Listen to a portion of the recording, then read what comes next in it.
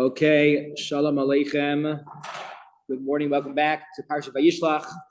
To go, 5784. Vayishlach, right? This is really one long story here. It's fascinating, not fascinating, interesting, that the last two parshios begin in the middle of a parak. The prakim were designated not by us, but by the Christians. But you see within that like there's it's like one long story. It's very hard to when are we going to stop this one and begin the next parsha, right? Yaakov ran away from Esav. Great, that's last week's parsha, the Golus of Yaakov in the house of Lavan. And now he's on his way back. And what do you know? Esav balik ratzecha. Esav wants to come meet up with you. And there's a lot of tension in the air as that begins. Vayishlach Yaakov malachim lefanav el Esav achiv arza seir sidei edom. Yaakov sends malachim. What are malachim here? Messengers. So usually malach means messengers when you're dealing with human beings. However, Rashi points out here malachim mamish, real malachim. I don't know why I had to memorize this Rashi when I was a young child, along with other Rashis in Parshat Vayishlach.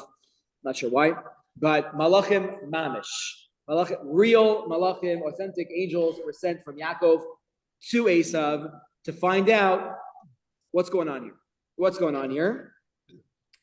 Vayitzavo sam leimor, and he sends him a message. And it's very, very clear that Yaakov is nervous. Right? It makes sense. He's nervous. Hello. The last time that they met, 20 plus years ago, his brother wanted to murder him. So for him to be nervous makes a little bit of sense. But wouldn't you have thought that maybe now things would calm down a little bit? So doesn't Yaakov have a lot of people with him? Doesn't Yaakov have the koach haTorah to protect him? Why is he not concerned? Or why is he so concerned? He has some protective factors over here as well. So I want to introduce you. Yeah. Is Yaakov aware of the possible wealth that Esav has accumulated over these 20 years? Well, that's what I think is happening here.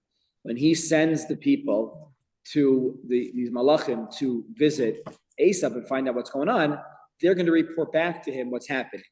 And we'll talk about that soon. That's contingent about how Esav's attitude to this. If he's 100%. accumulated mass amounts of wealth and land and everything, he'll be more, appeased in terms of what. Right.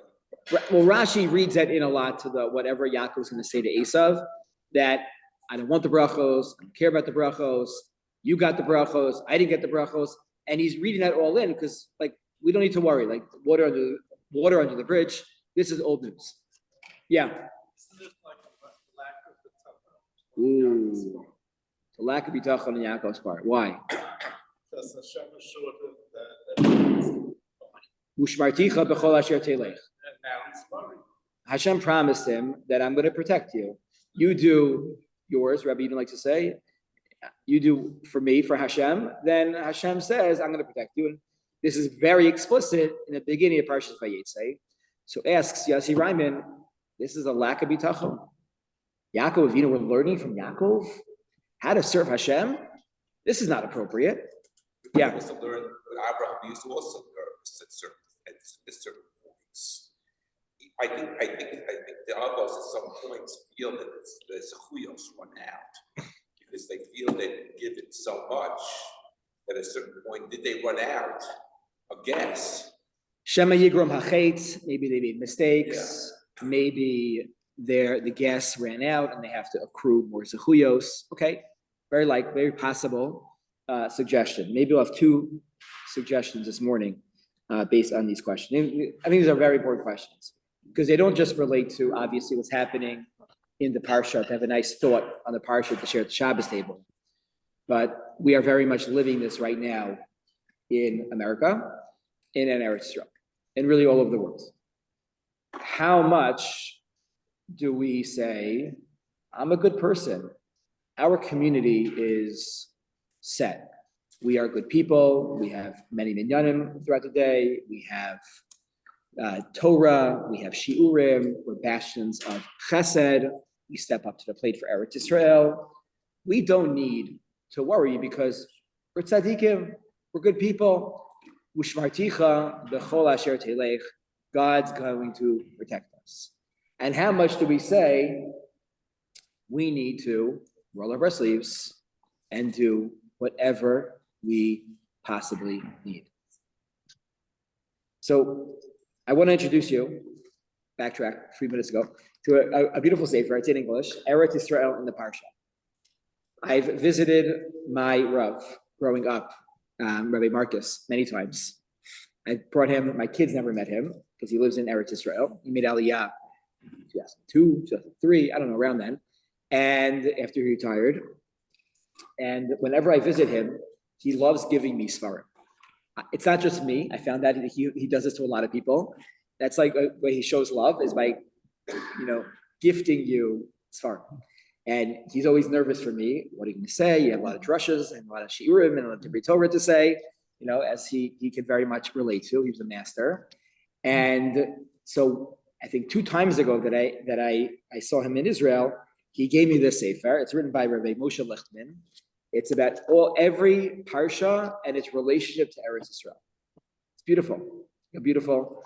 So you see, it's already like bent out of shape. I use this. It's very, very pretty. It's very, very nice. So he writes here the following in Parshas Vayishlach. Why is it that Yaakov is so nervous? And he actually asks the question exactly the way that Yossi said. It's a lack of bitachon. Hashem promised him explicitly, black and white, that he's going to protect him. So why is he so afraid of Esav? He quotes Bereshis Rabbah. Bereshis Rabbah says that Esav had really 2 things over him, but this Medrash focuses on one. One thing was kibbut av. Yaakov didn't have kibbut avim because, right, you have 20 more years of kibbut avim than I do. And he has one more thing. Yeah? Living in Eretz Yisrael. The Medrash here writes that Yaakov was afraid that as great as Yaakov was, and he was able to stand up to Lavan and grow as a Jew, even in that environment, and raise a Jewish family in Lavan's house. Nonetheless, Esav had zechus of Yishuv Eretz Yisrael, and Yaakov didn't. And Shmuel Moliver, the great Torah leader, writes that you see from here that even non-Jews, right, Esav, that lives in Eretz Yisrael, has a zechus, right, that protects them in Eretz Yisrael. That is a very wild thing to think about, right? And this is why Yaakov himself was nervous, because he was lacking the kedusha, the protective factor of Eretz Yisrael, and Yaakov and Esav was not. Esav had that. So maybe that is why right now Yaakov is nervous, because when you compare and contrast, that is what is happening. I was not going to share this morning, but how can I not? Just considering saying it Shabbos morning, but I'm going to share it now. The Ramban has, in several parshios in the Torah, he has introductions to the parsha. Parshas Truma, he has an introduction. A few others, he has like intros to the parsha. And when he does that, he's saying very broad things about either the Torah, chronological order, and here he makes a very, very important statement, which a few weeks ago, when people were deciding whether to go to the rally or not, they were sharing this Ramban. And it really is an answer to our question, and it's very, very relevant. Nichtava Parsha Azos. Why do we need to know about Yaakov and Esav, and Yaakov meeting up with Esav? He's preparing in so many different ways to prepare for Esav. Who cares? We need to know this. What is this relevant for in our lives today? Lahodia, ki hitzil HaKadosh Baruch Hu es avdo, Hashem saved Yaakov, ugalo miyad chazak menu, from somebody that is physically stronger than him, vayishlach malach vayetzilehu. And he sent the malach to protect him. Okay, what does that mean? A malach sent him? Okay, that's a Ramban idea in general about malach. But he saved him. Ulamdenu od Shehu lo batach b'tzikaso. The Yaakov did not rely on the fact that he was such a great guy. I'm such a tzaddik, I don't need protection. V'hishtadel b'hatzala b'chol yechalta. Rather, Yaakov was mishtadel. He worked hard. He used, many different ways to try to save himself from Esav in different means. The Yeshba od remez adoros. And we see from here, and in all the stories of the Avos, ki kol asher era la'av avinu im Esav achiv, ye'era lanu tamid im b'nei Esav. Anything that happens in Yaakov's life with Esav, his brother, is going to happen to us in the future. Maisa avos similabam. It's a running theme of all the Rishonim, but the Ramban really is like the champion of this idea. And it's appropriate for us to utilize the method of Yaakov in our lives.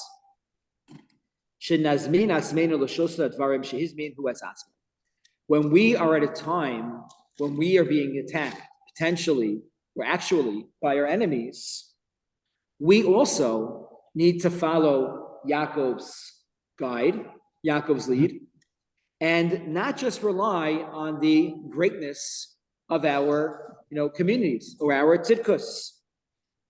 Yaakov prepared in three ways: with tefillah, ula doron, ula hatzala b'derech melchama. He prepared by increasing his tefillah. He davened, he made special tefillos at this time.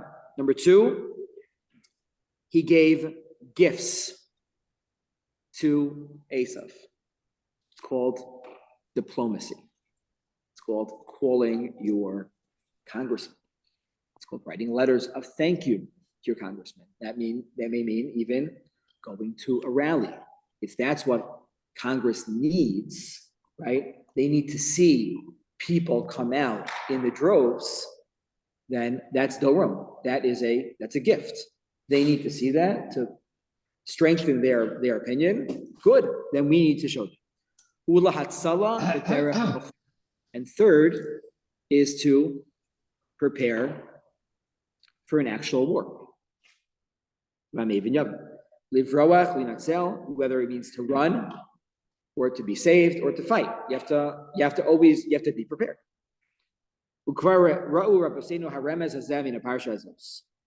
And this is what he says is the overarching theme of the parsha and why it is here. Right? Not every detail of the Avos life is written down. This is written down to teach us about the future, guide us when we are dealing with the umos ha'olam, especially in a time when things are not easy.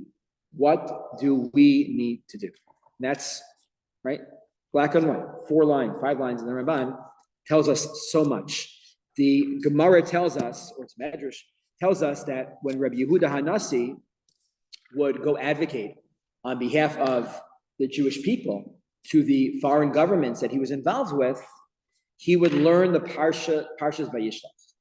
He would read Parshas Vayishlach before he would go out. I think they tell this also about Menachem Begin. Before Menachem Begin came to Eretz Yisrael, Menachem Begin was my grandfather's, one of my grandfather's favorite people. He still talked about that he met him once. He has a picture. My mother's we're cleaning up the apartment. And I'm like, Ma, I just want that. I want a copy of that picture of him and Menachem Begin. He was so happy. He was in Israel in the early 80s. His friend had a connection. He got to shake his hand. He was so happy about that. But Menachem Begin, it was told about him that before he came to America, he learned Parshas Vayishlach. Because you get insight about how Yaakov dealt with Esav, preparing for him and also greeting him. And that is very important for us.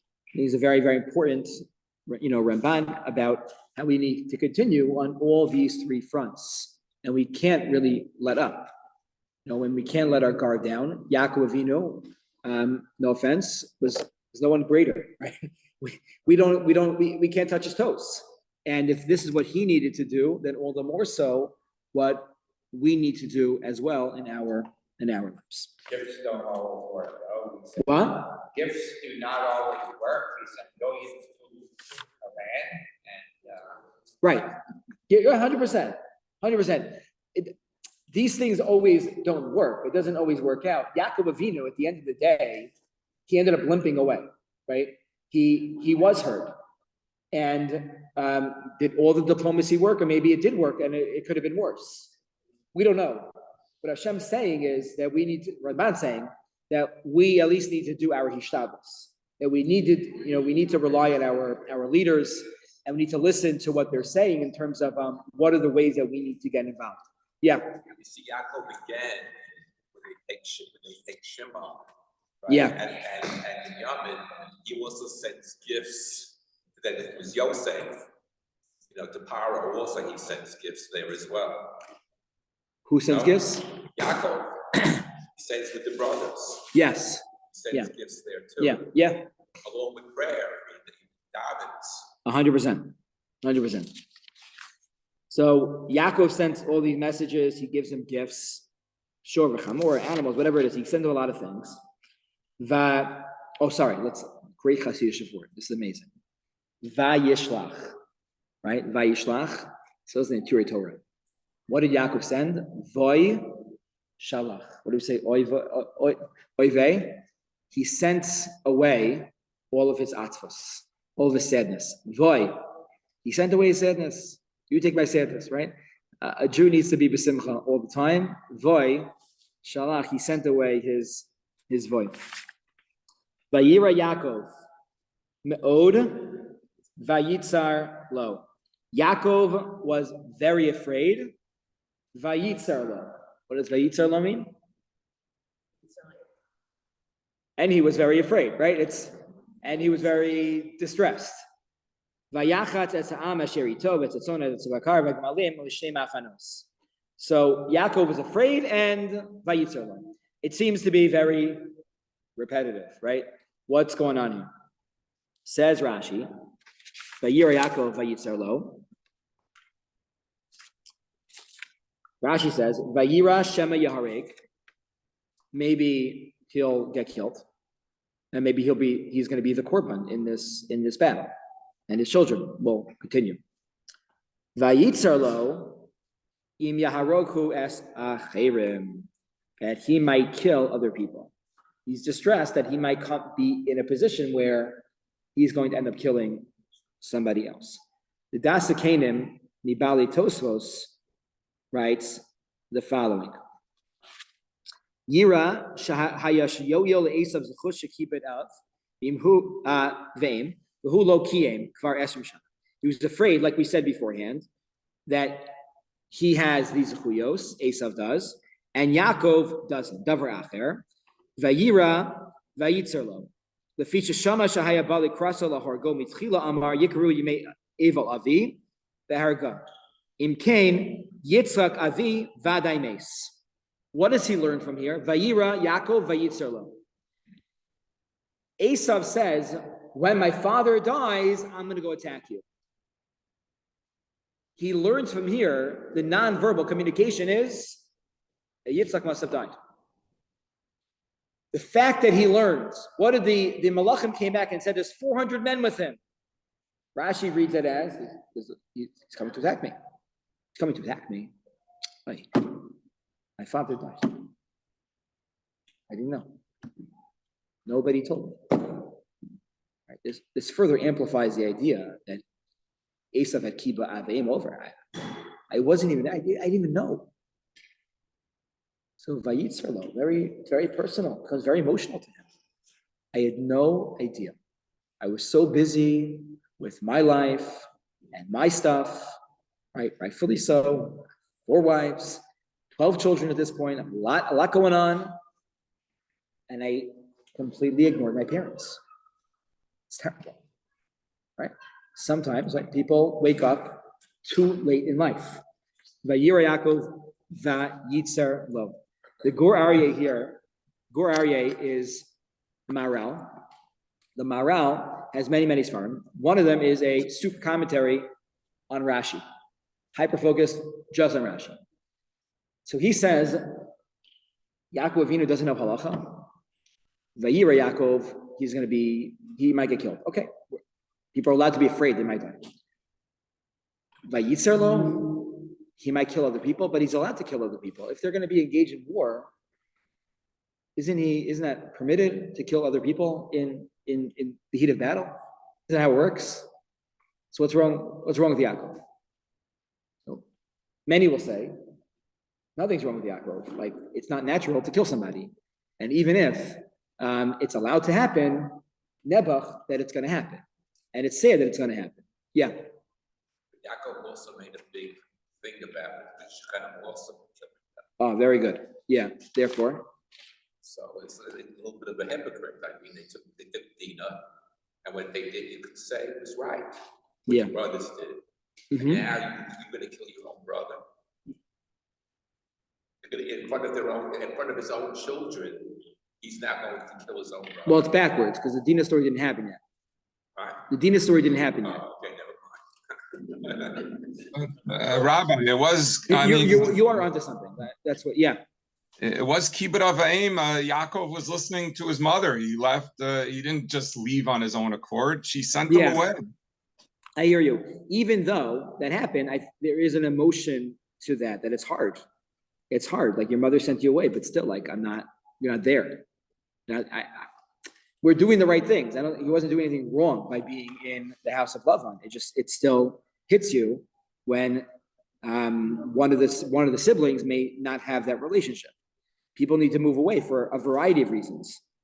Very often not bad things, a job opportunity, a community that you're gonna. It's not easy. It's not easy. So here the Maharal writes something very, very important. He writes, he was afraid that he was going to kill civilians that weren't part of the war, and that maybe he wouldn't be able to distinguish between who was a member of Esav's soldiers and who was somebody that was not, and was just a collateral damage.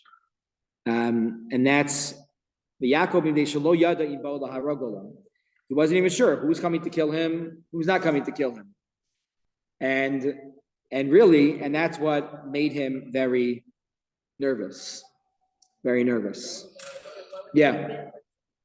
Does anybody make a connection between the 400 men of Esau and the 400 men that started there? There's a kliyakar in last week's parsha. Hold that question. So this is a very, very real Gur Aryeh that we can very much appreciate, not just now, but this Gur Aryeh has been quoted in many, many Torah journals. I would say over the past 20 years, given the civilian casualties, not given the numbers, whatever the numbers are coming out from the Gaza Health Ministry, are very likely grossly inaccurate. But nonetheless, like, what do you do? And there was a big debate amongst great rabbis that I don't think a lot of them are influencing what the Israeli army is doing, but whose fault is it, right? When you should Israel put more chayalim in harm's way to limit civilian casualties? Do we have that right? Your sons are going to go out to battle, and the Israeli army is going to put them into battle instead of dropping a drone bomb on them because we're afraid of civilian casualties. And that's a big debate, whether that's appropriate or not. Right? And part of the discussion, or the jumping off discussion, is really this Gur Aryeh and one later on in the Parsha with Yaakov and Shechem and Shimon and Levi and Dinah, right? The Shechem defiles Dinah, he rapes her, and they go into the city. They convince them, let's go ahead and we'll convert everybody at the same time, mass conversion, and this is wonderful. And when they do that, and when they are still in pain, they go in and they kill everybody. Now, is that appropriate for what they do? Yaakov blasts them for it, and the brothers go back and say, listen, you need to protect our sister. So we're not wrong. Yaakov doesn't respond. And it's never clear, like Yaakov doesn't respond. Does he agree to the brothers? Does he not agree with the brothers? Some say he got the last laugh because when the brothers were getting their brachos, Shimon and Levi, let's say, didn't necessarily get a bracha. The Rambam famously writes the following.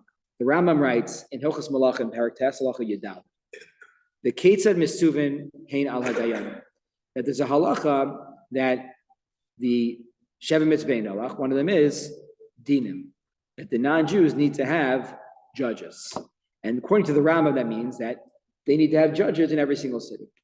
And what do you see here, he says? In the story of Shem and Dinah, it was clear they did not have an adjudication system set up. Because if they did, then we would have went to them and said, listen, look what happened with Shem. You need to prosecute him. Clearly, that didn't exist. So now what were they doing? Says the Rambam, Nischayvu Kobali Shem Hariga. The whole city of Shem is Chayiv Misa. Whoa. That's a very strong language. Sharei Shem Gazal, Shem stole, did other things. I mean, he's adding that we don't see that in the Psukim. V'heim ra'u v'yadu v'lo dinu. They saw what he did, and they didn't say anything. They didn't say a thing. Ben Noach Nerag Be'er Echad, and he says, therefore, that's another halacha. He says that what Shimon and Levi did was completely justified. Whoa. Completely justified, because everybody around eventually is not innocent at a certain point, and some say that therefore the job of everybody else is to overthrow the government. If you can't speak, you have to speak up, and you maybe are the majority, then you need to speak up. And by not speaking up, then maybe you are no longer a victim of the people you're living amongst, and you are responsible. That's the Rambam. That's what the Rambam says. That's what the Rambam says. The Ramban completely disagrees. The Ramban might not be related directly to the civilian casualty issue, but he disagrees about a few things. One of them is that that's not what dinim are. Number one, they have to just have a basic court system. Number one, number two, that you don't get the death penalty for dinim. The Rambam thinks you do. Those are like technical points here. But number three, very much so, is that the other people are not responsible, and the only people that were responsible were Shem. And and the people, his inner party, let's say, that were the ones that were directly involved in the rape and defilement of Dinah and the cover-up that followed.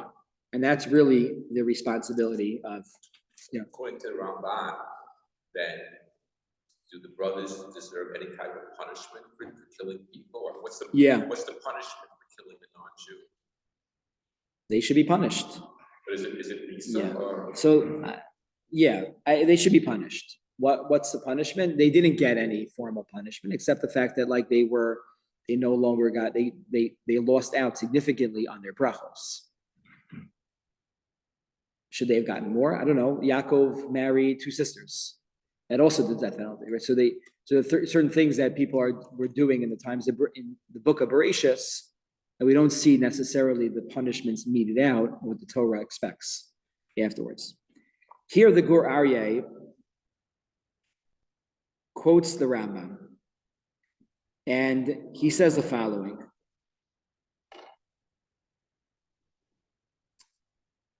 U'emes davar temahem elu advarim, ki eich efshar lahem ladun es ben nasi haaretz, ki hayu yirei mehem.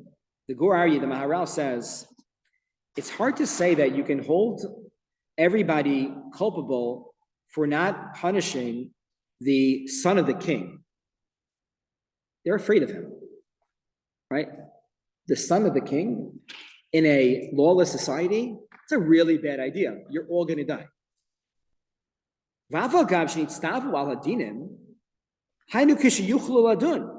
That's, you want to say they don't have judgment set up?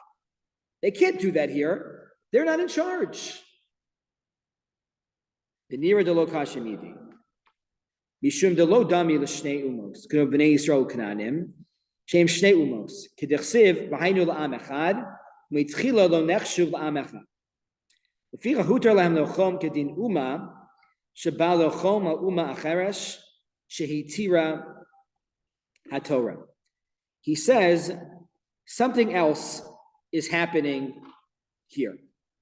What's happening here is not a technical law within the world of dinim and the world of the mitzvos of Sheva mitzvos b'nei Noach. What's happening here is that they waged war. This is an act of war. Raping the daughter of Yaakov Avinu is an act of war against the whole family of Yaakov. There's no way around it. That's an act of war. And even though the Torah says that you need to first inquire about a peace treaty, you want to go and counter and fight a war against this city, no.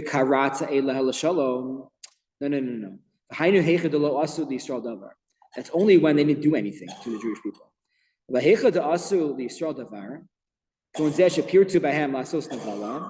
Here where they are the ones that initiated this war.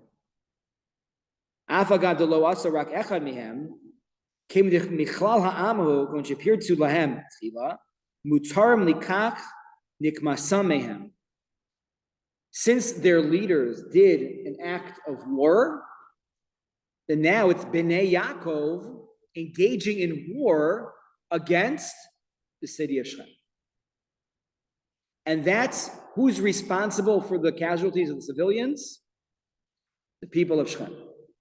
The people of Shechem. You've heard this a lot in the news, right? This is straight from the Gur Aryeh. V'hachanami, kol ha'melchamos shehem nitzaim kugon tzaruras hamidyanim. Right? Any type of war, he says it's in the category of tzaruras hamidyanim. Take revenge, meaning the Midyanim attacked us, they defiled us. So we are reacting to them because they initiated. Even though there's many people that are in that city that didn't do anything, you can't make that distinguish. You can't distinguish. They're part of that country. You're allowed to engage in war. Because the rules of war, he doesn't say this explicitly, are different than engaging in different things. War allows you, right? And whose fault is that? If you want to engage in war, you need to think of in advance all the citizens of my country that are going to be affected when the other country now comes in and invades us. Come on, guys. Again, our situation is not two countries. So it's not two countries. But nonetheless, this is, I think, a very important Gur Aryeh machlokas. Ramban, and Gur Aryeh, how to approach civilians. Yeah. Imagine back in 1945 when the United States dropped the bomb on Japan. Yes. The debates that probably happened. Wasn't there a movie that came out this past summer about this? What? Wasn't there a movie that came out this past summer about this? Yeah. What? I didn't see. Okay. Yeah. All the innocent lives that were going. 100%. The bombs that people dropped in Germany. You could read Jack. There's 3 articles on this topic, so casualties. But this is like, again, a taste of this. Again, 2,000 years, like the Gur Aryeh is writing this in Prague, 1600s. What's happening then, right? It becomes relevant today. We don't have halachos on this from the Rishonim because there was no consideration ever that this would ever happen in our amazing history, right? And look where we are today. And you have contemporary poskim dealing with this on ultimately the army needs to do what it needs to do. And that's what I think all poskim say, like the army needs to do what they need to do at all fronts. And I think unfortunately PR matters a lot, and they need to drop the leaflets. They need to, because they do show how they're more humane than every other warring country in the entire world. America did not do that, right? Like, come on. And it's very, very important to highlight here. But some rabbis are going to say, like, it's not fair. You're going to put more Jews at risk when you're doing this. But Israel needs to do what it needs to do because of the bigger picture here. There's a lot of things happening at the same time. Not to, it's not limited to say, like, who's really a civilian in Gaza. It's not clear. It's really, really not clear. Today, the report's saying, it's on CNN. That's why, that say that some of the hostages, they're being kept in people like doctors' homes in like the attic. And come on. So they're not responsible now for the United Nations? Yeah. So they're not responsible now? Come on, guys. Come on. I don't pay attention to CNN. Man, that's shtus. Okay. You'll drop this off the recording. I read that because you have to know what other people are saying also. It's very important. So, and if it's there, it's not. So, in this way. So I think this is very, very important. Like talk about this at your Shabbos table. It's really in Yana Diyoma, both aspects. How Yaakov prepared, the Ramban is super relevant to what's happening today and what we need to do here, and more advocacy. And we can't rely on our quote unquote tzidkus, and that's explicit from the Ramban. And also civilian casualties, mamish, like really Yana Diyoma. This is just a smattering of what the Rishonim really say about this in our parsha. Yeah. Dina was kidnapped, then divided. Yes. The punishment for kidnapping is Misa. It was Misa, correct. Yeah. So the technical point is that the Rambam says, what are they punished for? That everybody else is responsible. The fact that Shechem is Chai Misa, the Ramban agrees to. What about everybody else? Well, Yaakov was a big deal back then. Right. And, if you kidnap Yeah. the daughter of another. That's an act of war. It's an act of war. It's not a quite that. So that's the Ramban. We're not engaging in that part of the conversation. The Gur Aryeh adds that in. That's his approach. I think it's like a middle ground between these two. It's an act of war, and it changes the rules here. This is the parallels to today in October 7th are very, very clear. Okay. Rabbi. A wonderful shot.